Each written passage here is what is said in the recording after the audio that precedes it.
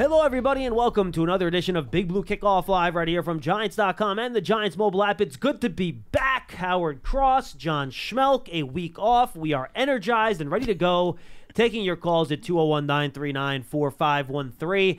And no shortage of things to discuss and talk about with all the news coming in the last week about rumors with agents and demands and contracts and all that stuff. So before we get into it, let me kind of just set the stage of where we're at. According to reports, this is kind of where it starts. Daniel Jones has switched agents. He has left, again, we're not confirming this. This is what the media is saying. He has went from CAA to Athletes First. So what does that mean? We don't know for sure. Pro Football Talk, Mike Floyer reporting he thinks this seems to indicate he wants to have a larger demand on his contract for, again, according to the report, up to $45 million a year.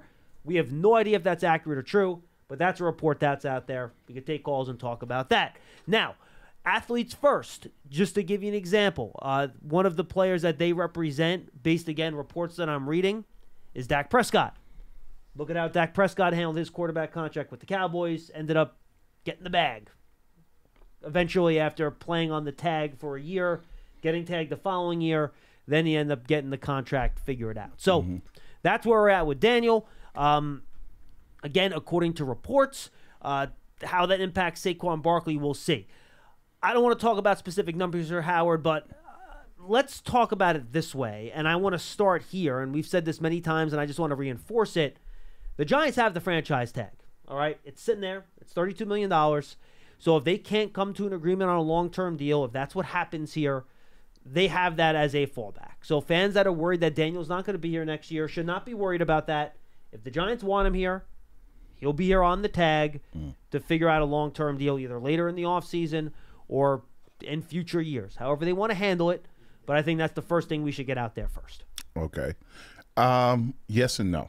Talk to me. Okay, so yes, because yes, you have the opportunity to tag him.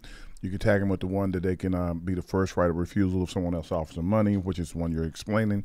No, if, and this is a big no, this group of quarterbacks that are coming out this year in the draft, and I love Bryce Young and everything, but there's no, like, this is the guy. There's no Trevor Lawrence or Joe Burrow. Yeah, there's no guy like they're saying that this is the guy. He's going to be a Hall of Famer or at least a 5-time Pro Bowler in the draft right now. I mean, they could be. If Bryce Young was 6'2" and 200 pounds, then yes, but he's not. At 6 foot tall, if he was over 200 pounds, they would be thinking that way. Right.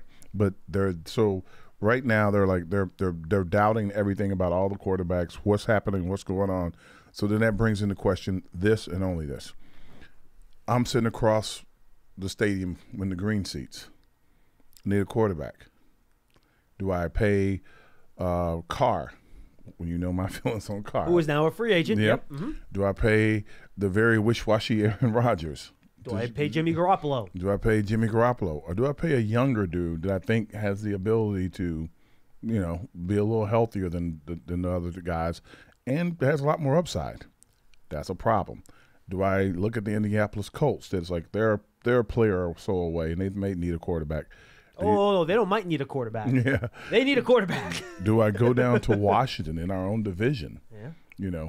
So you have teams that are like saying, I need a quarterback right now, and I need one that could actually get us there. And there are a couple teams that feel like they got the team in place, but if they just had that quarterback, and they not necessarily wanting to train a guy, but a guy they think that could, okay, if I give him a good plan, he could get it done.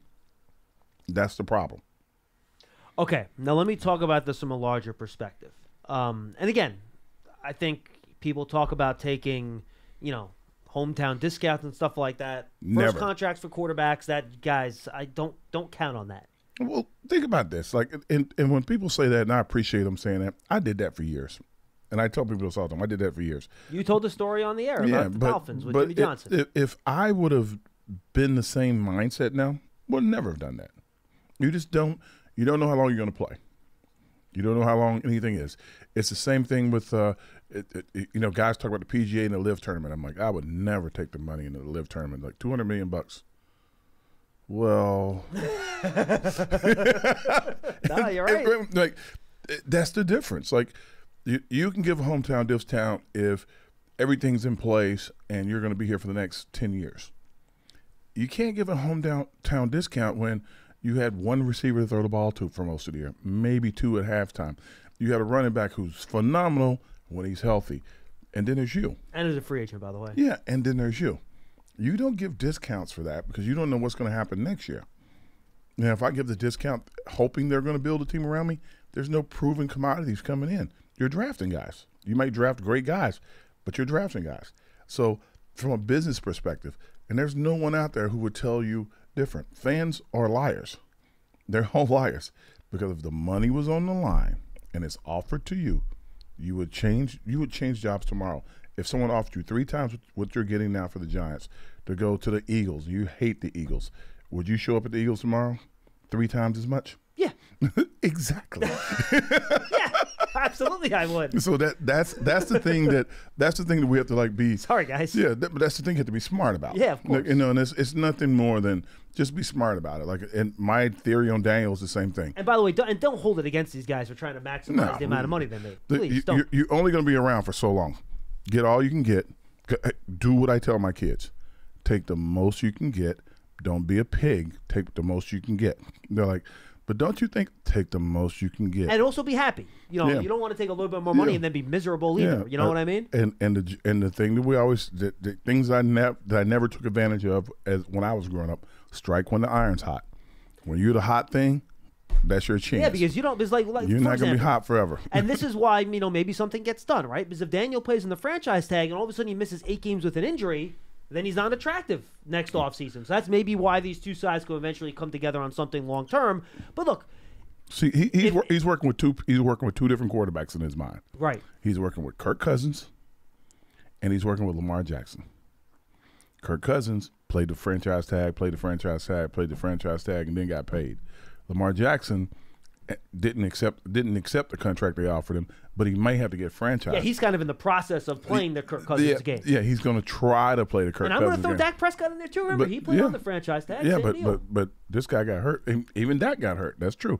Both guys got hurt, so you got to figure out. Funny thing is, though, Dak got paid anyway. Because Dallas saw what it was like without him. They're like, oh man, we got to pay this dude. Yeah, so that's what you're up against. Like your body is your most valuable, is your asset. It's not your most valuable asset. It is. It's your only asset.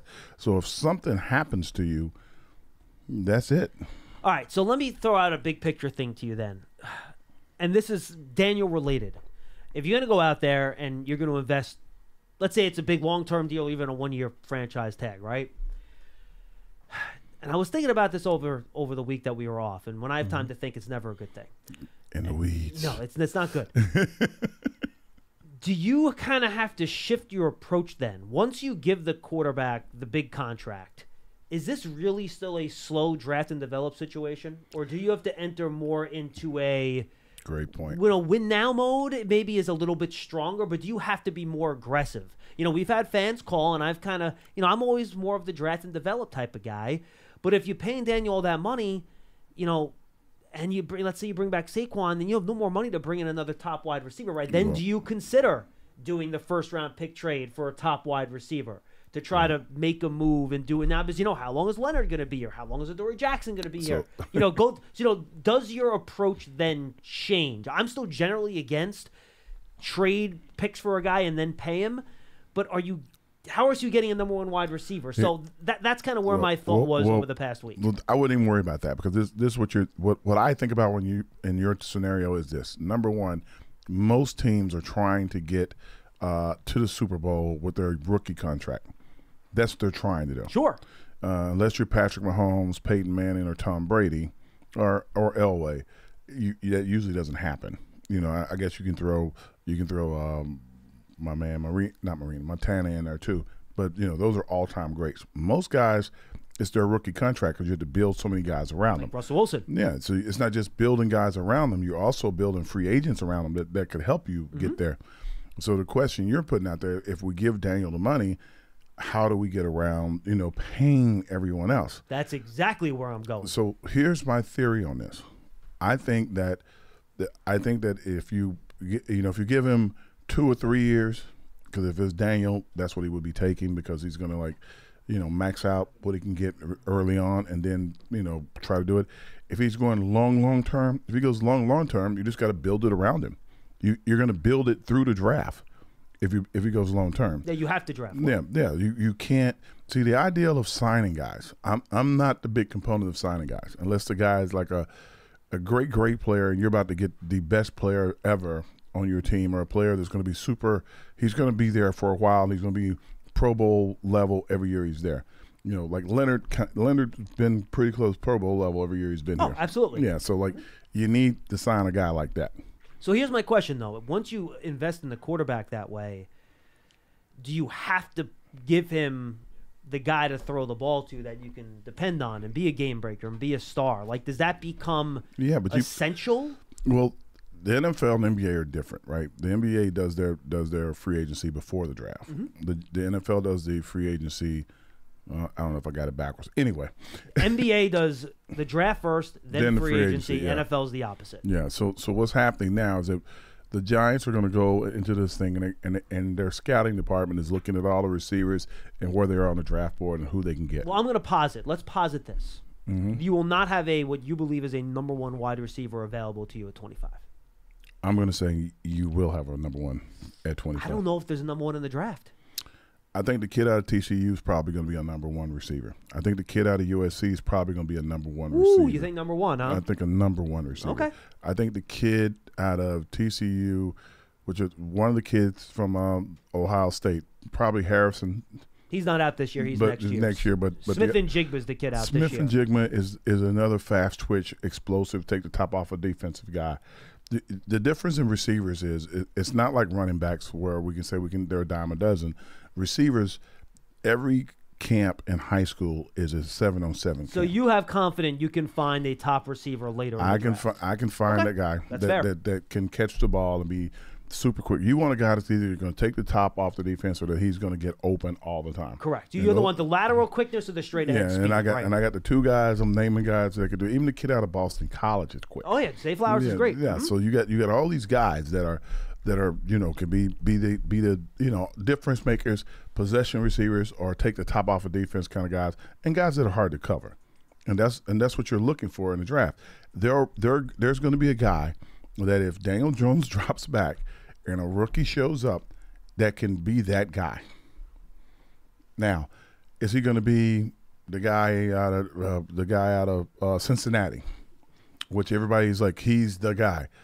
He could possibly be that guy. He's going to have that many opportunities, and that's the difference.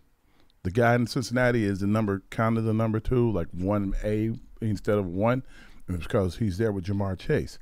If you get a kid here and he's the guy, he won't be like, he might catch 50 passes. He's going to catch 80 to 90 passes because he's going to be that good. He's going to be what, and I don't want to belittle Odell's career, but he's going to be Odell if he's that kind of a talent, if he's that fast, if he's able to get open, because they're going to throw the ball to him. Right. And look, I'll just say this before we get to your calls. We have one person on the line. If you want to get in, now's the time, folks. We'll get to you as we move ahead here at 201-939-4513. If you go and you pay a quarterback at that level, the Mahomes level, the Josh Allen level, the $45-ish million level, he better be the guy, like that level of a guy, because it's very hard. And this is the point you were making before, right? Once you pay a quarterback that level of money, it makes it really difficult to build around them. So that quarterback better be able to elevate everybody around them if you're going to give them more than 20% of your salary cap, right? Or 20% of your cap. So my point, real quick, is that you better be sure Daniel's going to be that guy if you give him that type of contract. And that's why, for me, I'm more willing, rather than making that commitment now, to give it another year on the tag so I'm sure. And then after this year, I feel better about it. Then, all right, fine, I'll go there, and then I'll be happy about it. I think now going to that level, I'm talking, the Mahomes level of contracts. It's probably a little bit too risky for me, and Rich, this is me personally. I don't know what Joe Shane's thinking for my blood right now. Yeah, but you got to remember that even though Mahomes has set the bar for quarterbacks, he's still Patrick Mahomes, right? So when they look at it, they're going to go, okay, have you been to the Pro Bowl? Have you thrown for this many yards? Have you won 2 Super Bowls? It has nothing to do with it. They're just going to start cutting down all the stuff you haven't done yet. Of course. And then they're going to be like, well, you made a huge jump, but here's where your jump is. And they're going to stat you into a position where you're going to argue your stats. Well, I have the potential to, but you haven't done it. Well, right. That's what I'm saying. Yeah, but We're on the same page. No, but that's the argument for how you can price him now to get a better deal for a contract. Oh, correct. If you wait and do the deal like you're saying, put him on a franchise tag. Howard, if I can get him down to a number that I like, great. But you're going to get him down to a number. He can argue all he wants, and that's nothing against Daniel or anything or anybody else. Well, but then he can play on the tag. You play to your productivity. Well, right, but then you're playing the Kirk Cousins game, right? You're playing on the tag every year until you become an unrestricted free agent. If he wants to play under the tag, that's on him. But for me, I would take $32 to $35 million for like 5 years or whatever it is. Well, that would probably be a shorter term. Yeah, but it'd be three to 5 years because I'm trying to build myself up to get to that spot. If you go out and take a big number, which I don't know what the market's going to be, and the agent's going to argue against the cap being larger and whatever the next couple of years. So hey, I'm just working with what we got now, and he has to deal with that. Now, to answer your question, the original question is, yeah, it doesn't really matter. If you're going to pay a guy, you pay the guy. And what you have to do at that point is build a team around him. The Joe and those guys are saddled with what they're saddled with from the former regime, the way they did things. It takes time to build a program. Sure. All right? So you're not going to become, I get excited. I want the fans. I tell the fans this all the time when they ask me. I say, hey, look, we got into the playoffs. We did good. Kind of overachieved a little bit, but we did really well. Now can we build a team to support what happened this year? Well, that's the point, though. Like, if you go to that elite level money, it makes it really hard to do that. But you can still do that. You can. It's just harder. No, it's not. Yeah, because you have less money to spend. Sure, it's harder. Yeah, but you're basing that on free agents. They're basing the guys that we have. The way I view them are they're draft guys. Now, they'll pick up free agents when they're needed, but they're draft guys. All right, that's fair, too. They build teams. So the ideal is to, like, okay, we want to sustain where we were. You'd eventually have to re-sign those draft guys, too. Yeah, but but if you give them a contract that's out 5, 7, 8 years, and the market keeps doing what the market's doing, and the number keeps growing, that's true. Then he's locked into where he is. You can do that. You got him where you need to get him, and then you can continue to build a team. If you give him a short-term deal and then like in 3 years he goes to try to break the bank because he deserves it, if that's the way he's playing, then you have to deal with that down the road. So do you deal with it now or do you kick the can down the road? And that's what it is. That's why guys are going, franchise tag him. I'm like, No, look, Howard, I would prefer not to use the tag, but I would prefer the tag to Mahomes' money is my point. I don't think that's not his number. Okay, good. I agree with you. Yeah. I hope it's not. Yeah, but like, who has Mahomes' money? Deshaun Watson, Russell Wilson. Yeah, okay. Josh Allen. Josh Allen has Mahomes' money? 43. Okay, but it's a short-term deal or something? No, it was long. Okay, well, like I said, that's... Dak is at 40. Yeah, I just don't see... Look, 40 might be the number, might be the market number. But that, again, is he a top... They're going to say, are you a top 5? No, he's not top 5. He's probably in the top 10. All right, so then they're gonna tear it down, and like, it's no, in case fans don't know this, like you get slotted and tiered. Unless you're gonna break the bank and somebody's in desperate need of that position, they don't pay you like that. Just don't. Yeah, it's the market. The market dictates what you're worth, right? Mm-hmm. No, look, I'm with you 100%. I hope that's how it goes, right? Mm-hmm. That they have a reasonable conversation, they go back and forth, and they get to a number that makes sense for both sides, and that's where they wind up. Yeah, this is what I call contract negotiations, not a divorce court. So it should work out. It's a great way to put it. Yeah. And Howard's been involved in both. Unfortunately, yes. 201-939-4513. All right, folks, go subscribe to the Giants Huddle podcast. It features really great interviews with national analysts around the NFL. Working on a couple things this week, talking about free agency and the combine.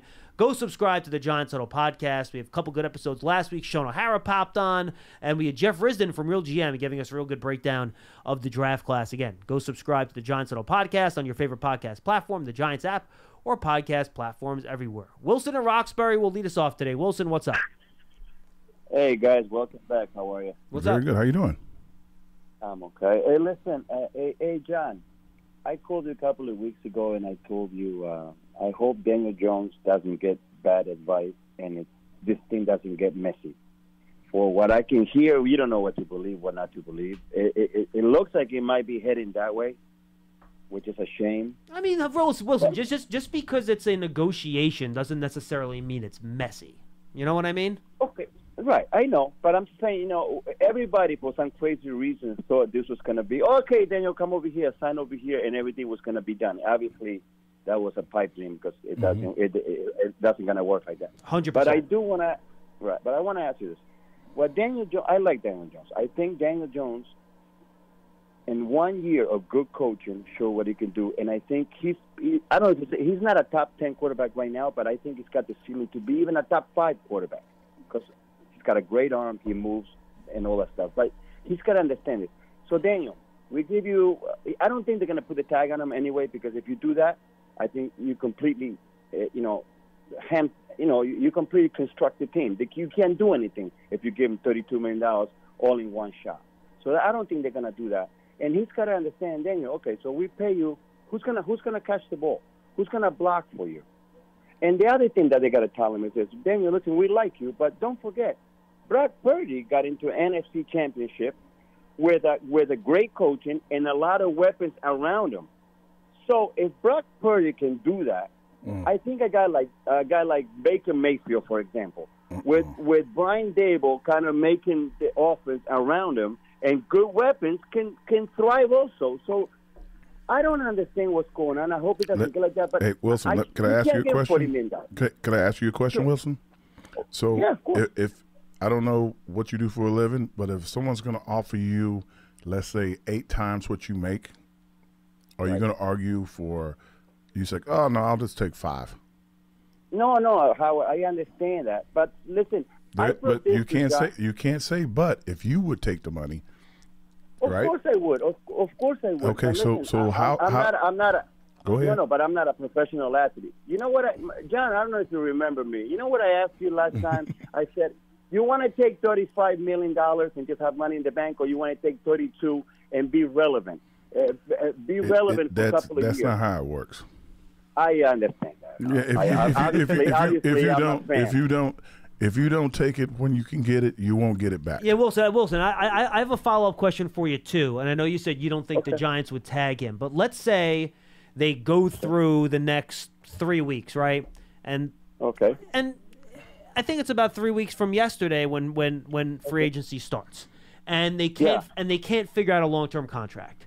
So literally, and they're kind of starting from zero if it's true about the agent. Right, right. They're starting from scratch if he's getting a new agent, 100%, Howard. So they get to March 15th. The negotiating period starts at 12 o'clock on March 15th, right? Let's say they get to 11 o'clock a.m. on March 15th. Free agency is about to start. He's about to become an unrestricted free agent where he can negotiate and sign without any protection with any other team. You don't think at that point, to protect themselves, the Giants would put the tag on him? But, John, listen, they're protecting themselves from what? If they give him $32 million, losing him. They're protecting from worse next year. No, but Wilson, they're protecting him. They're protecting themselves from not having a quarterback next year. But the most important thing is that I know everybody worried about Daniel leaving, not leaving, and the amount of money and everything. You have to remember that the salary cap is growing yearly or every other year. And no, yearly now. It isn't yearly. Yeah, yearly. So what you're arguing against is you're trying to hold them in position for what you think the price point is or the market is today versus what the market's going to be next year and the year after. And by the way, and that's what the agents trying to price in. The agents, when the agents do this negotiation, Wilson, they don't care about the total number. They're saying, well, this guy signed for 20% of the cap. Well, we project the cap's going to go up, so we want his contract to stay at the 20% marker as the cap goes up. Or they're going to try to hit a number that they think is right. So, like, let's say if they give Daniel $40 million and the cap goes up, he won't be at 20% of the cap. He'll be at 18% of the cap. Right. So they try to. No, I understand. Yeah. So they're and I understand what you're saying, and it sounds like a lot of money and everything. But the ideal of what they're doing is it's the market. Whatever the market bears is what is. It's a good argument. His marketability right now is where he is in his stats and everything else, and what he means to his team is what he's going to be arguing. Well, and Wilson, I think the question would be then, what would he get from another team if he hits the open market as an unrestricted free agent?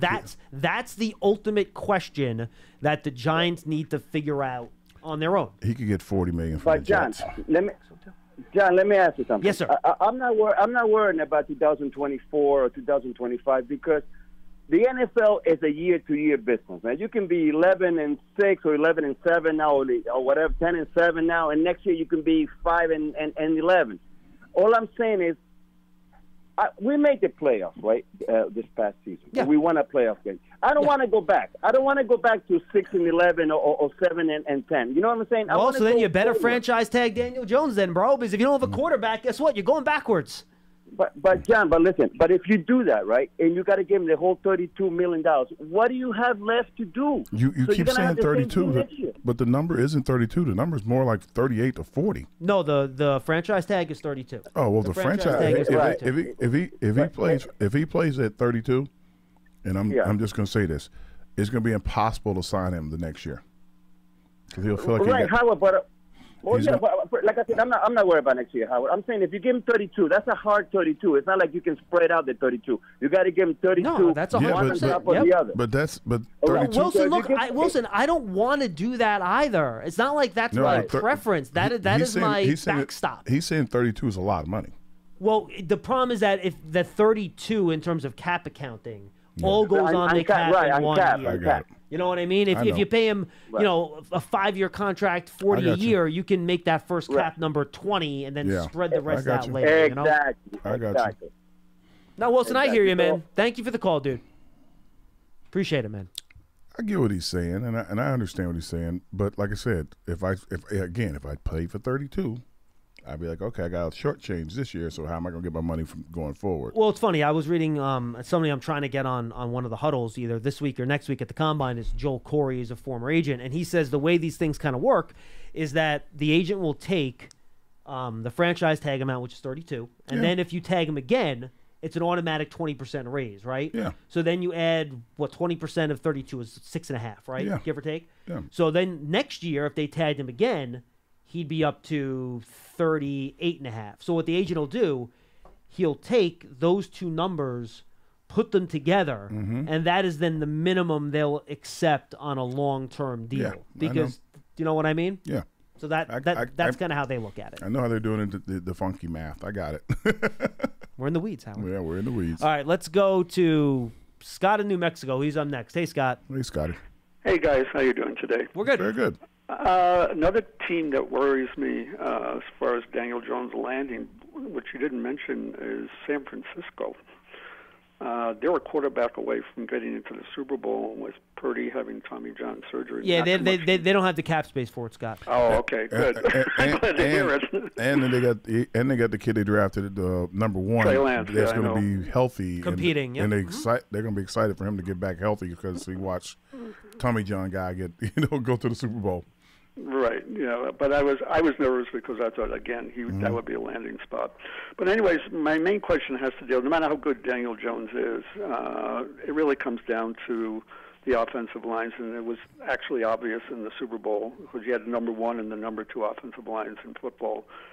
Philadelphia, which had 70 sacks, I believe, didn't sack Mahomes once, and the 5 players they have on that team, none of them are first-round draft choices.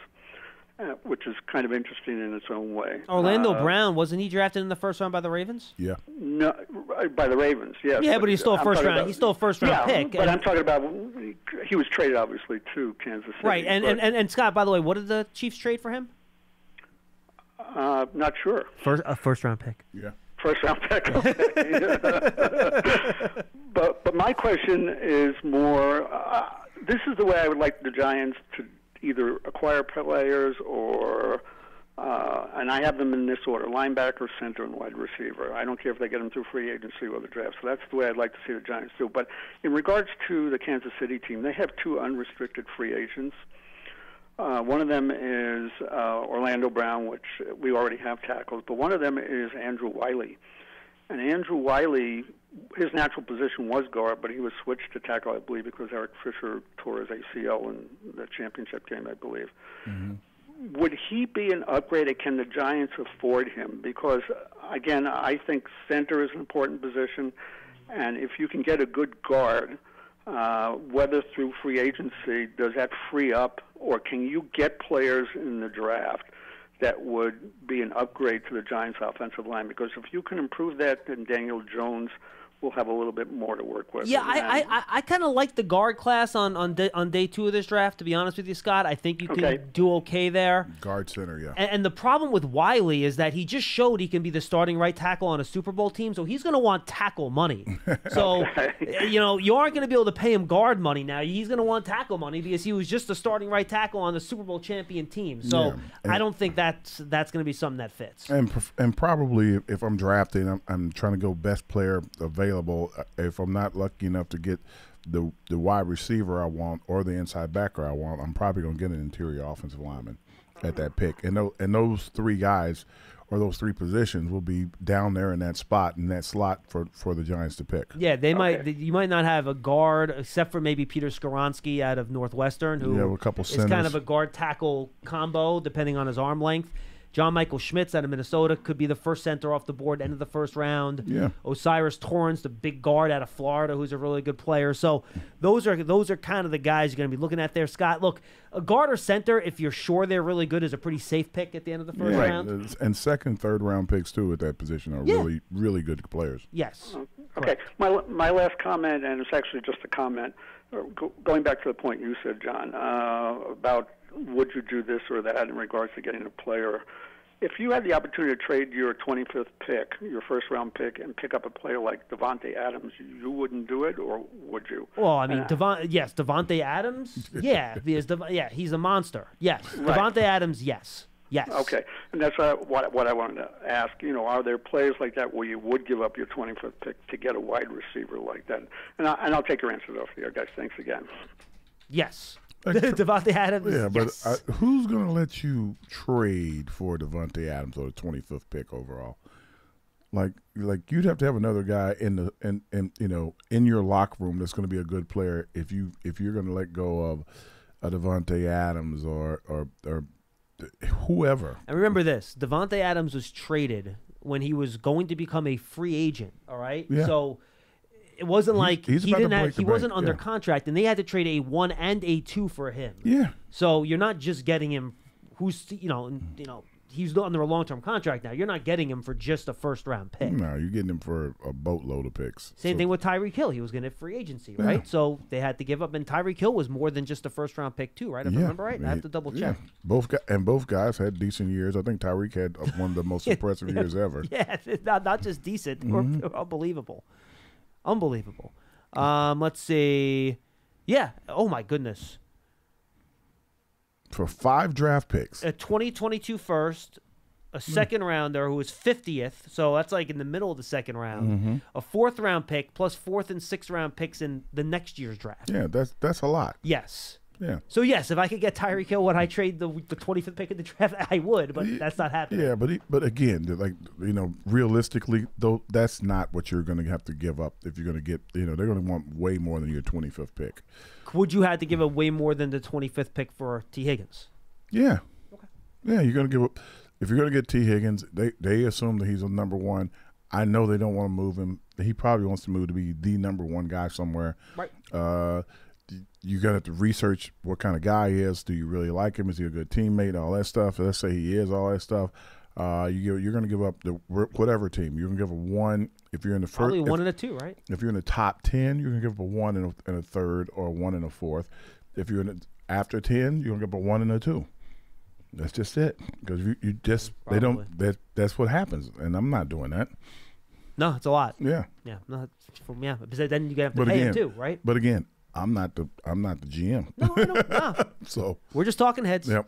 All right, let's go to Doug in Glen Falls. He's up next. Hey, Doug. Hello, Doug. Dougie Fresh going once. Dougie Fresh. Hey, there you go. What's up? Well, that last guy, I've heard him a number of times. And Paul said it, and I'm sure Howard agreed. All it takes one team one team to give him $40 million, he's gone. No. Why don't they understand that the one team could be the Commanders? Some team out there that wants a quarterback will pay him more than the Giants might not pay him, and he's gone. Well, what's going to happen It just takes one team. What's going to happen right is about that. they're going to have to like secure the franchise tag and get that paperwork done today to make sure it's in place. Well, no, you don't. You have to just do it. You have to no. do it by the time you get to the I got tag it. deadline. But I'm saying March like, 7th. Yeah, you're going to have it kind of. Okay, so here's the tag. We want you to look at it because we want you to start thinking about it. He doesn't have to sign it right away, but I'd have it prepared in case. Again, this is more in line with the fact that he has a new agent, right? Mm-hmm. So you're like, hey, look, we may have to have the tag in place in case we don't get you signed in time, and the agent's under pressure to get things done before signing date. That will be it. As far as everything else. By the way, and just for the record, just so people understand what the dates are, if I can get my computer to cooperate here, you can first start designating franchise players on February 21st. So that's coming up today. Yeah. So that's at 4 o'clock in 2 today. weeks. Correct. And then the last day you could franchise somebody is March 7th at 4 p.m. Yeah. So 2 that's weeks. your timetable. Yeah. So that's what I'm saying. So basically, you have to tell the agent today, like, we're preparing the franchise papers in case we can't get this done. We know you guys are new with your responsibilities. Don't know how far along you are. Really interested in talking about it, but we're prepared. And we would prefer to have a long-term deal worked out, but we are willing to put the tag on them, and that's part of the negotiations. And you put that out there just so they know. They're like, okay, so we got to get this done.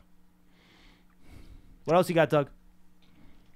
Now, you probably haven't done that much work on receivers. I was looking at some that were one kid from Wake Forest called A.T. Perry. I've not gone to him yet. He's actually next on my list, Doug. He's an okay receiver. Yeah, he's an okay receiver. I've seen him a couple times this year. The ones I've been looking at, ones that you would more go in the third or fourth round. They wouldn't have to waste a first round draft pick on them. Yeah, but you're looking. Howard, you think A.T. Perry's not too bad? He's not too bad, but like if you're drafting a guy, if you're gonna go past the first round or the second round, that's the kid you're looking at. That's one of the kids you're gonna be looking at. The problem with receiver is like you're trying to get guys that are going to be effective today when they step on the field. And it's not that Perry wouldn't be effective today when he steps on the field. You're looking for a guy that is going to, like I said, take the top off the defense. Be a significant upgrade to what you have. Or he's going to be somebody that, holy smokes, this guy he's really hard to tackle or really hard to catch. So that's what they're trying to do right now. That's what I'm assuming. Let me correct myself. That's what I'm assuming they're trying to do right now. But all the guys you're talking about, Addison, all those guys, wouldn't most of those be gone? But before we'd have to get them. Well, this 25 at all possibly, and they would last at 25. Doug, I don't know. I don't know what the draft is going to hold out. Thanks for the call, Doug. I think you're going to have three quarterbacks that are going to go early. I think you're going to have about 8 to 10 D linemen that are going to go early. Cornerbacks too are going to go out early. The defense, and then you're going to have some offensive linemen that are going to go. There might only be 1 or 2 receivers that go before the Giants. I mean, Jordan Addison could be there. Smith and Jigba could be there. Johnson could be there. It's not impossible. I'm just saying, like, if you think about it, you have 3 quarterbacks. Now you're down to 4. I'm not saying they're going in that order, right? Then you got Will Allen and all the defensive linemen, right? So you're probably down to 11 almost right there. Then you got some guard and DBs. Now you're probably like 13, 14, right? Then you got the Giants are like 11 picks from that. Are there enough guards and everything else to go into that spot before then? I don't know. Yeah, and look, we're really early for all that too. Yeah, That's what's tough about picking 25th. You don't know who's going to be there. That's what makes it hard. Like I've like in my mind, I know who's there's a lot of edge rushers that are coming out of different schools, so I know those guys are going to go. I know there's a few interior guys that people are high on. So that's what I'm saying. I can get you down to almost 20 before that. People start pulling not tight ends, but receivers off the board. Yeah, almost 20. There might be a tight end or two gone before the Giants pick too. That's not impossible. The kid from Notre Dame. Notre Dame's definitely should be gone. The kid from Oregon State. Oregon State, yeah, he should be gone as well. The kid from Utah could be gone. Possible. Possible, but you know. I think he's probably more in that 28 to 32 range. He's a little later. He but might. Good, yeah. You never know. Hey, the one thing I've learned, Howard. There's 4 quarterbacks now. I think about it. Well, it's not Richardson 3. too. Yeah, I didn't even think about that. Yeah, that's another spot down. I got you to 21 now. All right, let's go to Tony in Lincoln Park. He's up next. Hey, Tone. Hey guys, thanks for taking my call. What's up? No problem. Just a couple questions about the draft. First of all, I'm glad Wink and Kafka are staying. Everyone's talking receiver, but you know, people forget Colin Johnson is a big body guy like Isaiah Hodgins, and he's coming back. So, and by the way, Tony, just real quick, just so fans know, the whole staff's coming back except for DeAndre Smith. The reports are he's going to go to the Colts staff, right? It was the Colts staff. Mm-hmm. He was the Giants running back coach, but everyone else should theoretically be back. Go ahead, Tony. I'm sorry for interrupting. No, that's awesome. That's great news. So, with Colin Johnson and Hodgins, you got the 2 big body guys. I think the way they're looking, like against the run especially, or at corner, I'm thinking maybe either go lockdown corner in the first round, or if you get a 3-down linebacker, look there, and then maybe get your speed receiver a little later in the draft. Because look what we have now in the receiver room. Ooh, but Tony, speed goes early, bro. Yeah. You'll have no 4-3 guys sitting around there in round 3, all right? So, and also what happens is you have to remember that like most teams, it's very rare when you do it, you make a mistake. But most teams, they draft what's the best player available. So we could be at that spot and we could be looking at, I don't know, whatever position is the best player on the board, you're probably going to be taking him. And that's the hard thing with the draft. If you see an edge rusher, you're like, oh, well, we don't really need one, I don't guess. But you're like, you better take him. If you don't take him, you're gonna be regretting it for the rest of your life. If you're in that spot and you go, man, that tackle was like rated in like the top 8 and he dropped for whatever reason to us. Let's review and see if he's that good one more time. Like, you're gonna take him. There is just so many things you can do with it. You take him, you could bump, and not that I would want to bump him down, but you can bump him. If he's that good, you can bump Neal inside one spot.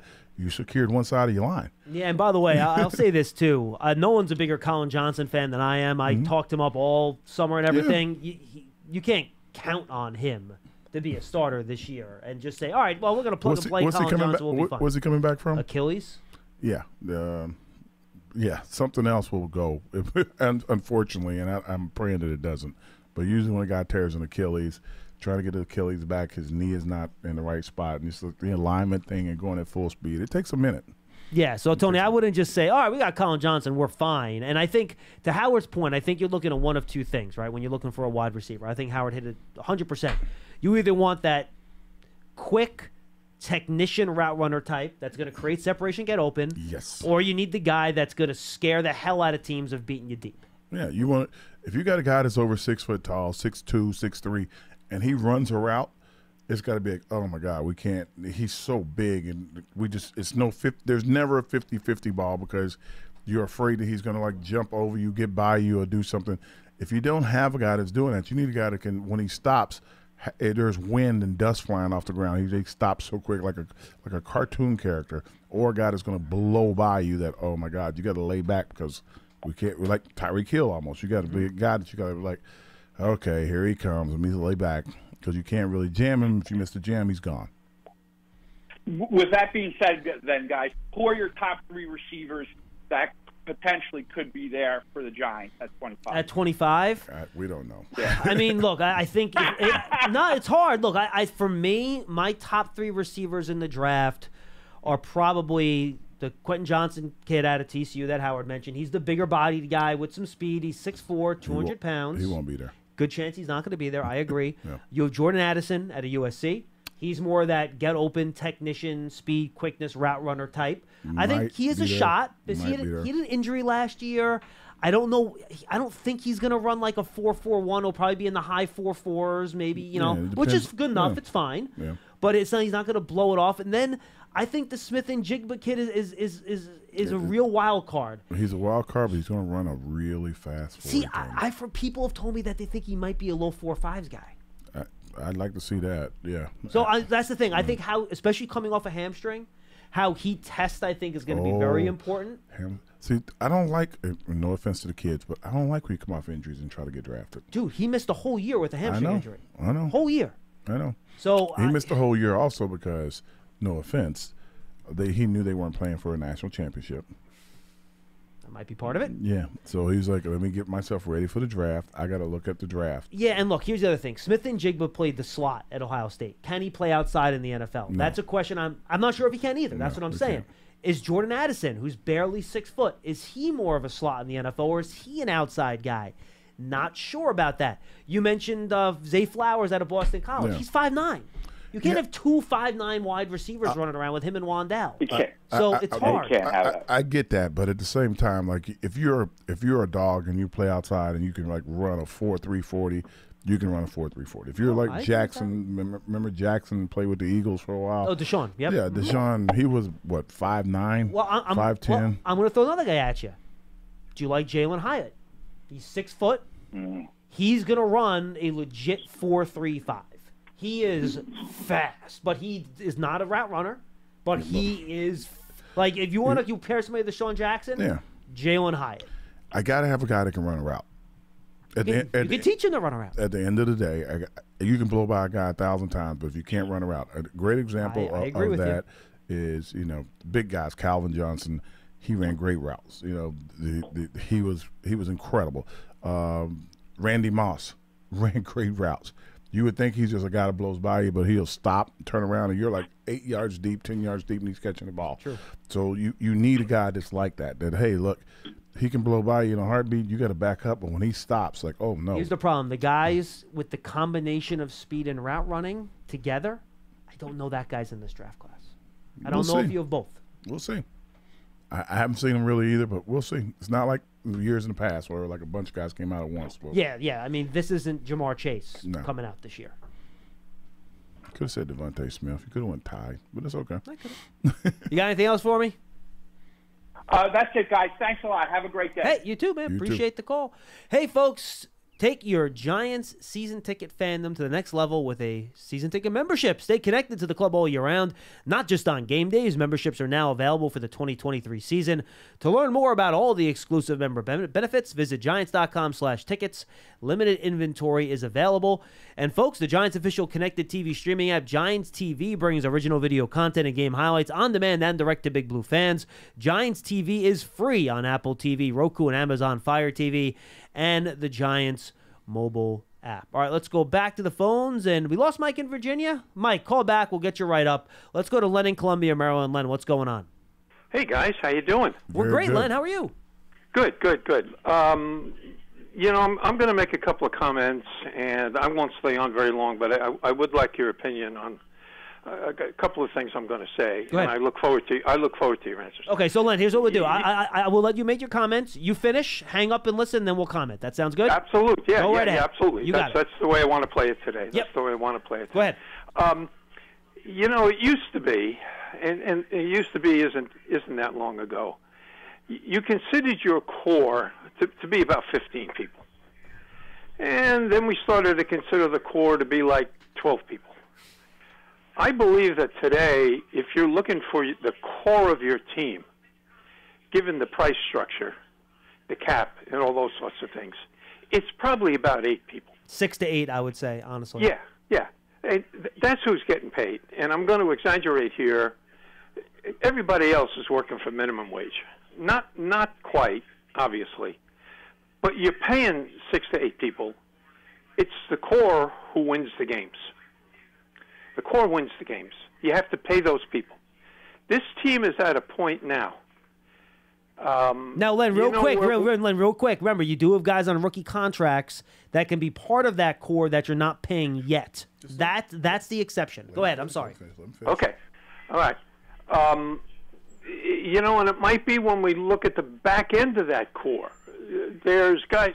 Boy, I'm looking out the window of my house, and there's 2 deer walking by my backyard. I'm sorry, I'm sorry I had to interrupt, but that's pretty cool. So you start looking at the back end of the 8, John, and you see people like Julian Love. I don't think we can afford Julian Love. That money is going to have to be used somewhere else. And I think that's the way you play it. This team is at a point now. There are 8 to 10 teams out there who probably need to get worse before they can get better. We're not in that standpoint. We can't get worse. We're at a point now where we have to think about how we get better, and you get better by keeping those core players. Boy, I'm looking forward to the next 2 weeks. And John, have a good time at the Combine if we don't talk again. And Howard, good to talk to you after a couple of weeks. Yeah, good talking to you. Thanks for taking my call. Thanks, I'll Len. listen closely. Go ahead, Howard. First off, you did make the right comment, and the right comment is that you want as many players on their rookie contract as possible to grow your team. As far as the 6 to 8 players go to be the core of your team, and that's who you have to pay, that's a yes and a no on that one. And the reason why I say yes and no, if you have a whole bunch of guys on your team that are your draft picks, right, then that's your core. That could be 10 to 15 guys that are your draft picks. And as they age out, you just mess up. Not mess up, you have to let them go. The ideal is if your first round, your second round pick, if you get them to their second contract, then if you have third, fourth, fifth, and sixth round picks on your team and some free agents, not free agents from other teams, but free agents that you sign, you try to keep them all in as long as possible. So you would like to keep, and this is almost impossible to do, but you'd like to keep each draft class together, because your first round pick and your second round pick get like 4 to 5 years in the option. Your third round kids get 3 to 4 years in the option, so you can sign them early, but you don't have to pay them as much because they're a second and third round pick unless they go off and they're Pro Bowlers. Right, and then by the time you get to the 6th round pick, they're minimal. They're not minimal, but they're smaller contracts that you can do them again and again. So if you can keep a class together, that's pretty much your core, and that's 8 to 10 guys right there. Then the other core guy would be the free agent that you sign that you think that helps get you over the top. But you can sign as many guys you want. You can pay whoever you need to pay. The problem with the Giants is they tried that 2 years ago. All right, and 2 years ago, you spent a lot of money to get yourself in position. I'm not, bemoaning that moment, because some teams do it, spend the money, and they go to a Super Bowl. Some teams do it, and they miss. And when they miss, they got to rebuild. The Giants, believe it or not, are rebuilding. And as far as not taking a step back, not this team. This team can take a step back. You have to sign a lot of guys.